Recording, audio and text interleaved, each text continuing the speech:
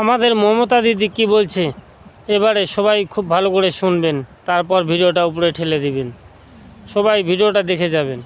কেন, কিসের জন্য? আমরা তো হারিয়ে নিয়ে যাব। হারলে আমি যদি শপথ নিতে যেতাম তাহলে আমি রেজিগনেশনটা করতাম। এখন তো কোয়েশ্চেন ডাজন্ট অ্যারাইজ। জোর করে দখল করে যদি কেউ মনে করে যে আমি কি রেজিগনেশন দিতে হবে, নো, নট দ্যাট। নাও এবারে আর একটি ভিডিও ভালো করে লক্ষ্য দিয়ে দেখুন কি হারে ভাঙচুর করছে। না দেখলে হয়তো আপনারা বুঝতে পারবেন না। আমাদের হিন্দুর মাটি, এই যে